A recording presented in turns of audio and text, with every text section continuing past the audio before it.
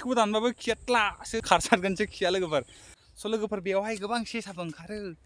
गेसाव थाया दै लोगोफोर एकदम स्लिम स्लिम बिराद साफा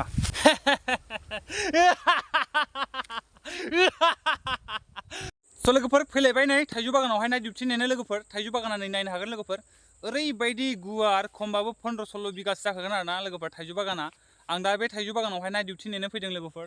ओमफ्राय लोगोफोर आंनि आखायाव मा दङ नै बेखौ नुदोंना लोगोफोर सिखा नुदों आंनि आखायाव गंसे लोगोफोर बे सिखानि महरखौ नोंसोर नायोबा ओरैबायदि साननो हागौ बे सिखायालाय मा मडेलनि हा सिखा दाबाबो थाङा खंखाइबो थाङा बिखुंखौ नायोबा त्रिशल बायदि नै लोगोफोर हा ओरै जंप्लिट थाबाथ' त्रिशलानो बुंजासिगौमोन लोगोफोर बे सिखाया ओरैबायदि अयथासार गोलाव आरोना लोगोफोर नै आयौ नै ओरैबायदि गोलाव स' लोगोफोर नोंसोर बेफोरबायदि सिखा नुफेरबायमोन ना लोगोफोर बेनो जाहैबाय लोगोफोर गुजरातनि सिखा गुजरातिफ्रा बिराद इउज खालामो बेखौ लोगोफोर बोरैबा जुदि मानसिखौ ओरै दानहरबाय थ्रोब हाबखागोन आरोना नैबे बिजौआ लोगोफोर ओरैबायदि जंप्लिट खिन्थु बे एकदम बुथुवाथार जात्रा खिखौ दानबाबो खिया त्लासो खारसारगोनसो खिया लोगोफोर स' लोगोफोर आं दा नै मोनाहांबायबो बोथोरा थाइजौ बागानाव दंफैयो दा एक्सुवेलि मैया दाख्लै साननैसो एक्सुवेलिथ' बेयाव डिउटि नेहोफैयामोन मैया दाख्लै साननैसोनि सिगां बेयावहाय माने मानसिफोर हाबदोंमोन जाहैदों थाइजौ खावनो फैदोंमोन दा बे साननैसो बेयावहाय डिउटि सोलिगासिनो लोगोफोर रेगुलारलि ओमफ्राय बिराद गुवार लोगोफोर बेयावहाय थाइजौआ अबा दङ अबा गैया फिथाइया बिराद खम आरो देग्लाय लोगोफोर मानो होनबा बिफाङा एसे बोरायबाय बिनिखायनो बिफाङावहाय फिथाइया एसे खम अबा थाइदों थाइनायालाय गोबां थाइदों अबा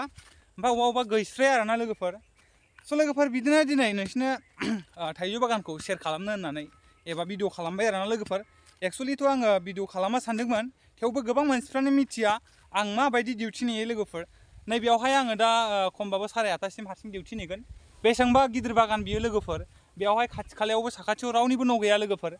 बिराद गिख्रंथाव सोरबाबा गोदान मानसिया गिगोनबो बेयाव थानो हानाय नङा लोगोफोर दा एक्सुवेलि गोबां मानसिफ्रा नै बिदिबो सानो आयौ बेफोरबायदि जायगायावहाय डिउटि नेनो गिगोना गिया नोंलाय होनो दा एक्सुवेलि गोदानाव आंबो गियोमोन लोगोफोर दा फुराना जानायलाय गिला आरोना लोगोफोर आंनि मोदोमाव जेबो अस्त्र गैया अनलि नैबे सिखा खंखाइ गोलाव मोनसे दङ सिखा खंखाइथ' मा बुंगोन होनबा लोगोफोर सिखा खंखाइ बुंनांसिगोन ओरैबायदि गोलाव नै बिखुङा नायलाय लोगोफोर आयौ थैस बिदि जायोलै सादु बाबानि लावथि बायदिसो नुयो माथो नै ना त्रिशुलबाथ' सादु बाबा बायदि नुसिगौमोन आंखौ नुनायालाय ना लोगोफोर